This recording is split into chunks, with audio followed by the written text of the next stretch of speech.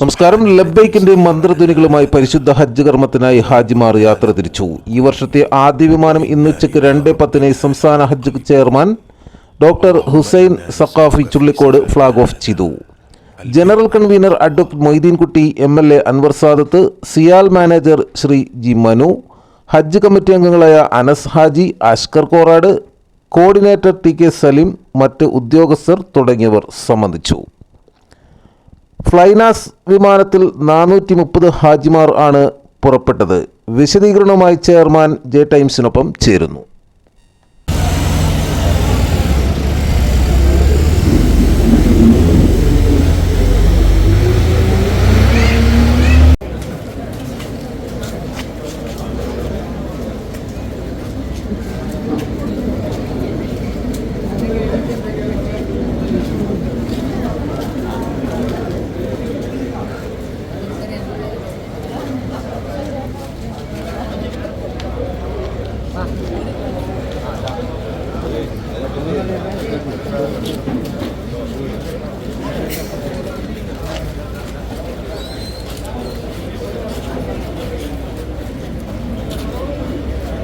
പ്രേക്ഷകരെ, നമ്മുടെ ഹജ്ജ് 2026 ക്യാമ്പുകളുടെ ഔദ്യോഗിക ഉദ്ഘാടനം ഇന്നലെ 29-ാം തീയതി വൈകുന്നേരം 7 മണിക്ക് നെടുമ്പാശ്ശേരി എയർപോർട്ടിനോട് അനുബന്ധിച്ച് പ്രത്യേകം തയ്യാറാക്കപ്പെട്ട പന്തലിൽ നടക്കുകയുണ്ടായി.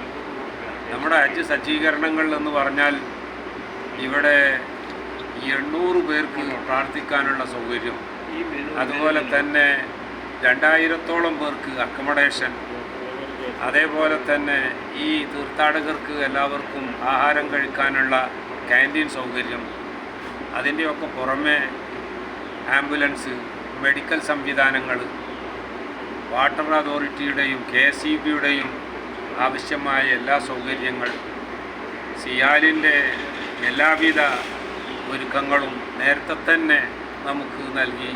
ഇതെല്ലാം കൂടി ഇന്നലെ വൈകുന്നേരം ക്യാമ്പിൻ്റെ ഔദ്യോഗികമായ ഉദ്ഘാടനം നിർവഹിക്കപ്പെടുകയുണ്ടായി. ഇന്ന് 30/4/2026 വ്യാഴാഴ്ച ഉച്ചയ്ക്ക് ശേഷം 2:10 430 ഹാജിമാരെയും ഹജ്ജുമ്മമാരെയുമായി ആദ്യത്തെ ഫ്ലൈനാസിൻ്റെ വിമാനം ഇന്ന് സൗദിയിലേക്ക് പുറപ്പെടുകയാണ്. ഹാജിമാരെല്ലാവരും ഇപ്പോൾ ക്യാമ്പിൽ നിന്ന് അവരുടെ ബ്രീഫിംഗ് അടക്കം കഴിഞ്ഞതിന് ശേഷം എയർപോർട്ടിലേക്ക് എത്തുകയുണ്ടായി. അവർക്കെല്ലാവർക്കും സുഗമമായ യാത്രയും അതുപോലെ തന്നെ മഖ്ബൂലും മബ്രൂറുമായ ഹജ്ജും ഉംറയും ഒക്കെ ആശംസിക്കാൻ ഈ അവസരം ഉപയോഗപ്പെടുത്തുകയാണ്. എല്ലാവർക്കും അല്ലാഹു തആല ഭംഗിയായ ഹജ്ജ് ഉംറ മറ്റു കാര്യങ്ങൾ നിർവഹിച്ചു വരാൻ തൗഫീഖ് നൽകുമാറാവട്ടെ. ഹജ്ജുമായി ബന്ധപ്പെട്ട കൂടുതൽ വാർത്തകളും വിശേഷങ്ങളുമായി വീണ്ടും കാണാം. നന്ദി, നമസ്കാരം. ജെ ടൈംസിനൊപ്പം ജലാൽ.